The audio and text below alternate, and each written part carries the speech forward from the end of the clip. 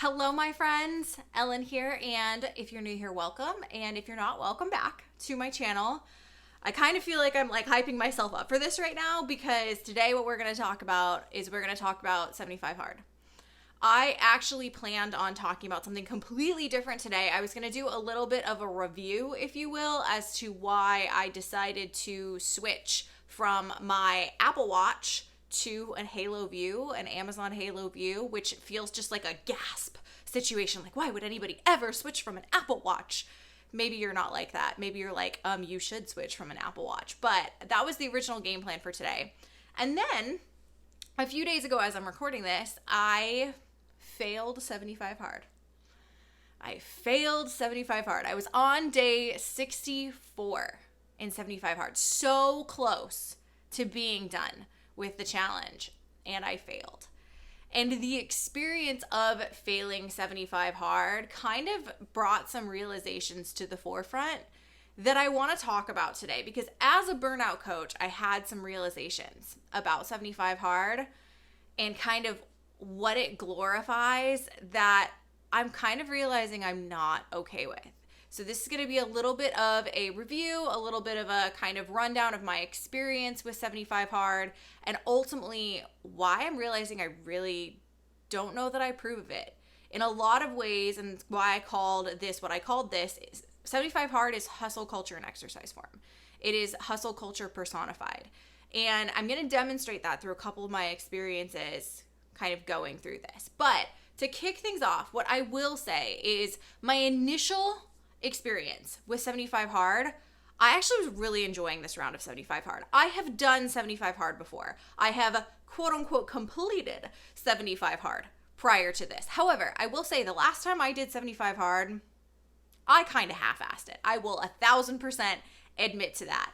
I was talked into doing it by some friends, and the only way I would do it, I told them, is if I was allowed to take Christmas off, Christmas Eve off, New Year's Eve off, and then it was negotiable whether or not I was going to do it when I was on vacation in Hawaii. I had all of these things coming up, and I was kind of negotiating my way through. I will do it if I get to take these days off. I ended up completing it. I ended up doing it. I actually didn't own a scale at that time, so I have no idea how much weight I lost, but I felt really good by the end of it. But at the same time, I had kind of always gone into that round of 75 Hard with a little bit of, if it was up to me, I wouldn't be doing this. I'm doing this for my friends. That was the reason why I was doing it. So my heart wasn't in it. I think that's the best way to say this. My heart wasn't in 75 Hard the first time I did it. Did I get benefit from it? Yes. But my heart wasn't in it. And I fell off the bandwagon pretty hard after I wrapped 75 Hard that first time. I was kind of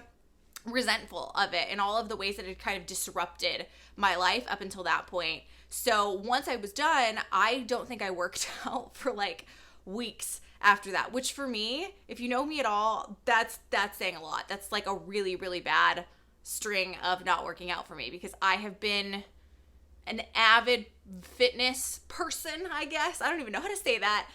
For years now, since 2014, I have been pretty on top of my fitness, but I fell off 75 hard after. I fell off the bandwagon very, very hard. And it didn't help that at the time I was dating somebody who liked to order takeout a lot and whatnot. So I developed some really, really bad habits over the years. That was probably spring or winter 2021. So very early in the year in 2021. Fell off the bandwagon really hard, started developing these really, really bad habits. And I spent the next year trying to get my good habits back, trying to get my good workout habits back, trying to get my, all of the good morning routine habits that I had back. And that was really why I chose to do 75 Hard this time around, is I went into it with the intention of, I am doing this for me, I'm doing this by myself, I am doing this for myself, and the whole point of this is I want to get my good habits back. I kind of realized with myself over the course of the previous few months where I'd been trying to get my habits back, that being lax with myself wasn't going to cut it. I needed to be a little bit stricter with myself if I was going to get those habits back. And that's really where I went back to 75 Hard. So this round of 75 Hard, I chose to do it. It was vastly more enjoyable for me because I chose to do it. I was doing it for myself, and I had a very, very clear intention and a very, very clear purpose behind why I was doing 75 Hard. And I think that's a really important thing whenever you make this kind of a lifestyle change, is you have to go into it knowing what that purpose is, knowing that you have kind of a strong why behind what you're doing and why you're doing what you're doing. And I had that this time around. And it was relatively easy to not drink at weddings. It was relatively easy to not drink at family gatherings. It was relatively easy really to fit in the workouts. I just kind of put them in my schedule and got it done. So it had been going very, very well, and I was very, very proud of myself over the course of the 64 days that I spent doing 75 Hard. However, right toward the end, there started to be some hiccups. Right toward the end, I kind of started to notice that I really wasn't enjoying it as much anymore. But the first big hiccup came over Labor Day weekend. I went on a hike with a friend of mine. It was an almost 8-mile hike through Chinook Pass on the Pacific Crest Trail. I'm a big hiker, if you don't know this about me. And it was a beautiful hike. It's one of my favorite hikes in the area in Western Washington. And during this hike, it was very dry. It was very, very dusty. This is the time of year when the West Coast gets pummeled with fires and whatnot. Fortunately, there were none in this area this year. There were some last year when we did this hike. But because it was so dry, the entire time you're kicking up dust. The entire time you are inhaling the dust that you and your fellow hikers are kicking up. So even though I felt really, really good on this hike, probably the best I felt on a hike the entire year, which is saying something because I actually haven't set foot on a trail in months. But I felt really good on this hike until that night. That night, I started to, every time I would take a really, really deep breath, I had these weird pains in my chest. And over the course of the next few days, hike was on Friday, Saturday and Sunday, I would try to take a deep breath and I would get these pains in my chest, but then the pains would shoot up to my jaw and they would shoot up to my ear and they would migrate over to my shoulder. And it was super, super weird. So I probably did the thing that I shouldn't have done in that situation. And I started Googling my symptoms, which is never a good idea, right? But I started Googling my symptoms and I'm pretty sure I got everything from lung cancer to God knows what. But I finally found something that seemed like it was what I was experiencing. It even had that sometimes you have pain in your chest that goes over to your shoulder. It actually had that in the description. And it was called pleuritic chest pain, which I am not a doctor, but my understanding of what it is basically you've aggravated something in your air sacs in your lungs. And it just takes a little bit for them to kind of chill the F out and recover. So me breathing in, it kind of made sense to me that me breathing in dirt aggravated these air sacs in my lungs. And that's why I was having this pain. So I have this pain, I'm trying to push my way through it, and this is where I started to get aggravated with 75 Hard. Everything about the situation, every signal my body was sending me was telling me you need to rest. You need to rest. Don't work out. You need to take some time off. But that's not how 75 Hard works. 75 Hard is no excuses. 75 Hard is get it done regardless of what is going on. We're going to talk about some of the language that they have on the 75 Hard app for when you either fail or when you skip a day or you just forget to log your stuff for a day. We're going to talk about some of the language that's in the app in just a second. But 75 Hard, the whole point is you keep going and you keep going no matter what. No excuses, no exceptions, do the damn thing. That's how 75 Hard works. And I started the challenge because I wanted that.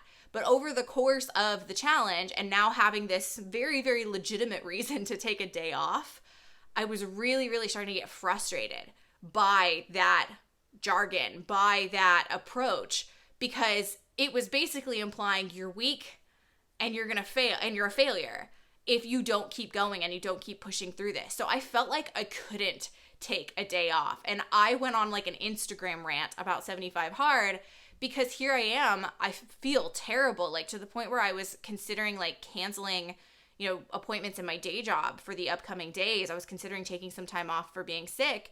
And yet I was driving down to the place that I like to go for walks to get in my outdoor workout for 75 Hard.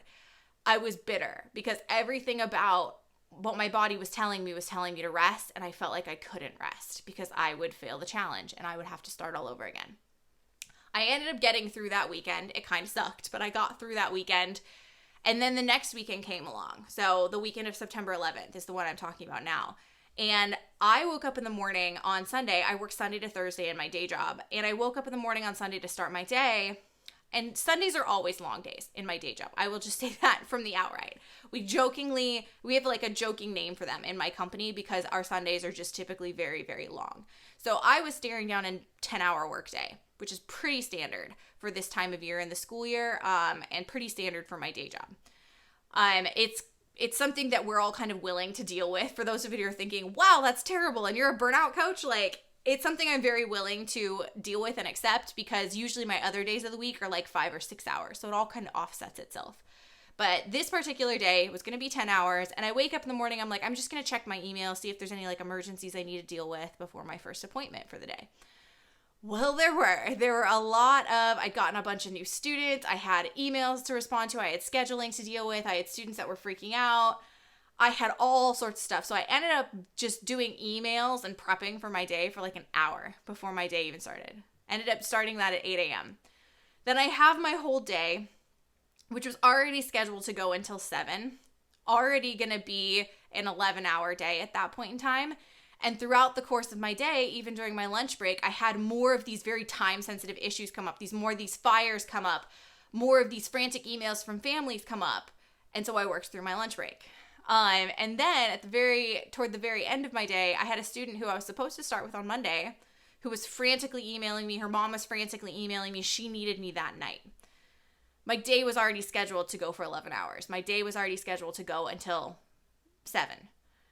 And I ended up scheduling a session with the student to go from 7:30 to 8:30. So now my 11-hour day now becomes a 12-and-a-half-hour day. And it's definitely something that you could argue that I had bad boundaries on this day. Absolutely. I will not even try to argue with that. It's really, really hard though when you're dealing with students and you're dealing with families and you're kind of the only person that can help. It's hard. But like I said, I usually am willing to bend my boundaries on Sundays because the rest of my days are so light. So I said yes. I told this family, yeah, I can meet. And then we're working through her stuff. She's tired as hell because she's on the East Coast. So it's like 10:30 her time by the time we even start. And as we work through our session, she's starting to freak out because she's realizing, oh my God, I don't think we have enough time to get through my work. And so she starts freaking out. And I said, you know what? Don't worry. I'll just stay on and we will finish whatever we need to finish. I'll stay on as long as it takes. So my 12-and-a-half-hour day turned into we ended up wrapping up at 8:45. And then by the time I got done kind of tying up loose ends and sending out emails and taking attendance, it was 9. So my 10-hour day turned into a 13-hour day. I had a game plan for how I was going to get in my 75 hard workouts for that 10-hour day. But as soon as I wrapped my day at 9, I was looking at my schedule. My eyelids were literally, I couldn't keep my eyes open. I hadn't eaten dinner yet, and it was 9 p.m. And all I wanted to do was eat and go to sleep. But I had an hour and a half more of workouts to do for 75 hard. I'd done everything else. I had done my water. I had done followed my diet for the day. I had done everything else, but I hadn't done my workout. So I was looking at an hour and a half of physical activity before I could call it a day. And I did decide that rest was the better option for me. Rest would have been a better use of my time. So I decided not to do it that day. And then when I woke up the next morning, I was greeted by this image inside of the 75 Hard app. It's greeted by this image of Andy Frisella, who's the founder of 75 Hard, with his arms folded, staring down at me with the words, "I failed," all over the screen.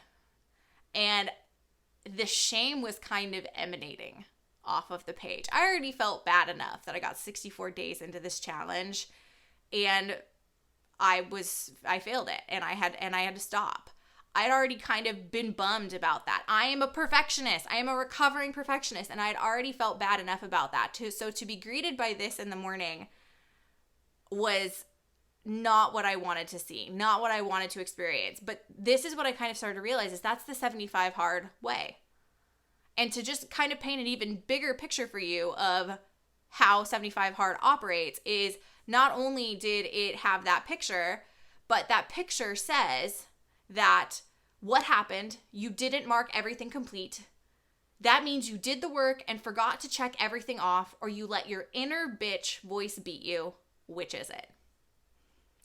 Inner bitch. I actually didn't even notice that language on the page until my friend pointed it out, because I took a screenshot and posted it on Instagram that I didn't really appreciate all of this you failed language. And the more I kind of thought about it the rest of the day, the more frustrated I got by the fact that this is how the 75 Hard Challenge is. The 75 Hard Challenge diehards, Andy Frisella, the guy who created it, that is what they believe about the 75 Hard, that it is no excuses, that you're a bitch if you fail, that you're weak if you fail. And you cannot convince me that resting on that Sunday was a bad choice. You can't convince me that listening to what my body needs, and I have been at this long enough, I have a very, very clear picture on what my body needs and when I'm being lazy. You can't convince me that was the wrong choice. And yet every bit of messaging I was getting from this challenge was you're a bitch and you failed. And I have never been so frustrated. You know, I have been doing fitness, and I used to do health and fitness coaching for a while. I have been doing it for a very, very long time.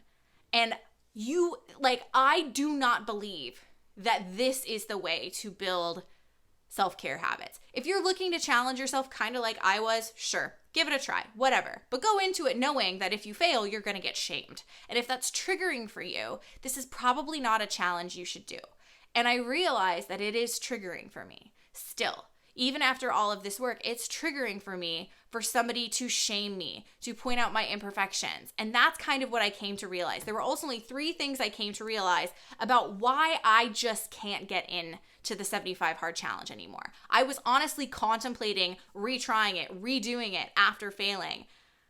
But as soon as I started to have these realizations, and as soon as I started to pick up on this messaging, I said, no, I'm not going to do that. And this is why. The first reason, probably the biggest reason, is I don't need your shame. I already put enough pressure on myself. That's really the first big thing I came to realize, is that I don't need Andy Frisella or any other 75 Hard diehard to shame me for my imperfections. I already do enough of that myself. I am already hard enough on myself. I already have high enough expectations of myself. So to throw this in there with this Andy Frisella picture staring down at me being like, you suck at life, I just don't need that. I do enough of that to myself without somebody else deciding that I'm a failure and shaming me for my imperfections. I just don't need it. I don't need my workouts to be another thing I shame myself into doing, another thing that I look at and be like, oh, that's not good enough. That's not good enough. And for all of the good I got out of 75 Hard, by the end of it, that's kind of what it started to turn into. It started to turn into something that I didn't feel like I was doing enough. I wasn't putting in enough effort. I wasn't working out hard enough. I wasn't taking it seriously enough. That's kind of started to be what was playing in my head, because that's just kind of the messaging that it reinforces. Not only can you not be imperfect, not only can you not miss a day or you're weak, but there's this constant feeling of not doing enough. And that is a triggering thought for me. Like, again, I already shame myself enough. I don't need that shame added on top of it. 75 Hard got to the point where it was starting to be a hindrance and something that was getting in the way of me having that growth, as opposed to something that was aiding it. And it made me realize that the perfection-centric focus of this challenge, it kind of triggered my worst, most self-sabotaging mindsets. So that was one big reason why I realized I don't think I can be a proponent of this, and it's probably not something I'm ever going to go back to. Number 2 is that 75 Hard for me is, I really feel like it's hustle culture personified. It is hustle culture in exercise form. And like I said, I just can't get behind that. Perhaps it's because burnout and stress are so near and dear to my heart. Perhaps it's something that, I kind of live and breathe this stuff, and I have direct experience with this. I just can't get behind it. 75 Hard essentially shames you as being weak, or you're being a bitch, or whatever else, if you take a day off, if you stop for a second. And I just can't get behind that. I made the best choice that I could for myself the day that I failed the challenge. And to be greeted in the morning by oh, you let your inner bitch win, and all of this messaging about failure and weakness, that is just not something I can get behind. Like, hustle culture is all about the work. Hustle culture is all about how many hours did you put in. And if you take a day off, you're a loser. You're weak. That's what hustle culture is all about. And 75 Hard is that in exercise form. 75 Hard insists that you taking a day off makes you a bitch. It implies that my decision to take a day off was wrong. That's the problem with the 75 Hard approach. Andy Frisella and 75 Diehards would look at my decision to prioritize rest and feeding myself over getting in my hour and a half of working out as weak, and that it makes me a bitch. That it made me a bitch to rest on that given day. And since when is choosing to take time off, to rest when you're ill, to rest when you're run down, since when is that something that should make us weak? That's a big thing that we're already struggling with and running up against in American culture, especially American work culture. We don't need that in our exercise regimens as well. You're not weak if you take a day off. You are not weak if you stretch instead of doing like some crazy HIIT workout. That is not weakness. Mobility work is perhaps the most important work that you can do. And I honestly always felt like I was slacking during 75 Hard when I did mobility work, which I did about twice a week for workouts instead of doing something harder core. I know from my own experience as a burnout coach that you can burn out from so many different things. It's not just work hours. It's not just long to-do lists. You can burn out from your routines. You can burn out from your workouts. I used to scoff at the idea of adrenal fatigue because it's not a medically recognized phenomenon. But you know what? Burnout wasn't either. Burnout has only been medically recognized since 2019, but now the WHO, the World Health Organization, recognizes it, the Mayo Clinic recognizes it, and I'm pretty sure enough of us have experienced it to know that burnout is a thing. Who's to say that adrenal fatigue is not going to be the next thing that they start to medically recognize? And when you don't listen to your body and you don't take the necessary recovery, that's what happens, is something like adrenal fatigue. As a burnout coach, I'm kind of surprised now that I lasted as long as I did doing the 75 Hard challenge, that I even reattempted it, because I didn't really see the signs before of what this program is promoting. Because 75 Hard, as I see it now, is hustle culture personified. It's hustle culture in the form of an exercise program, and as such, I can't get behind it. Time off is not lazy. Rest is not lazy. It is listening to what you need and giving yourself that. The third reason why I realized I just can't get behind 75 Hard anymore is because I feel like it loses sight of the ultimate goal, which is growth. Why do any of us do these crazy workout challenges or do any of the other things that we do? We do it to grow, to improve, to push ourselves so that we can get better, right? That's the whole point of us doing these things that we are doing. But when it comes to something like 75 Hard, the emphasis is put a little bit too much on checking the boxes and how long you checked the boxes for. It completely loses track of the growth and the improvement that happens along the way. It calls you a failure just because you didn't check the boxes for 75 days. But you cannot tell me, for me personally, that anything about what I gained over the course of these 64 days was a failure. You know, over the course of these 64 days, I did 128 workouts. Well, technically, I didn't do it on the 64th day, so we'll round down. For 63 days, I did 126 workouts. I drank over 8,000 ounces of water. I didn't have a drop of alcohol in over a couple months, which included a wedding, multiple family get-togethers, and my mom is a wine snob, so it is a big feat that I didn't drink any of her wine when I went to her house. Didn't have a drop of alcohol in over 2 months. I dropped 20 pounds over the course of those 2 months. I read 6 books. You can't tell me that any of that was a failure, and that yet the 75 Diehards and Andy Frisella and everything in his app told me that it was. I started this challenge, the 75 Hard challenge, for myself and with a single intention: to get back my habits. And though, time will tell whether or not I have gotten my habits back and I can maintain them, I'm not a failure, despite what Andy Frisella and all of them would say. Just because I failed the 75 Hard challenge, I don't see it as failing because I still got so much out of it. So the final thing that I will say about this in terms of what this experience taught me is this. It taught me that yes, sometimes we do need to be stricter with ourselves to be able to get back what we want. But it also taught me that doing something like this is vastly more about my goals than somebody else's goals. You know, just because somebody else's goals would have been to finish the challenge in 75 days and to do the whole thing and to be, you know, a 75 hard graduate, that wasn't necessarily my goal. I didn't start this with the goal of being to finish it. Yeah, it would have been great and it would have been wonderful, but life freaking happens sometimes. And if my goal was only to finish, I would have felt like a failure and this would have felt worthless to me. But that was never what my goal was. And regardless of what somebody else's goals might be for doing this challenge, it wasn't mine. It also taught me that sustainability is and always will be the most important part of any fitness regimen, any lifestyle change, any self-care that you engage in. It's got to always be about, can you sustain it? And frankly, and I've known this from the beginning, 75 hard is not sustainable. For the vast majority of us, it is not something that's sustainable. So did 75 hard work for me? Yeah, it did. I'm not going to say it didn't. I lost 20 pounds and I did achieve my goal of getting my habits back. But I'm a burnout coach. I am too aware of the potential for burnout and stress to seep back into my life and for it to seep back into the lives of other high achievers for me to kind of get behind a training program like 75 hard anymore.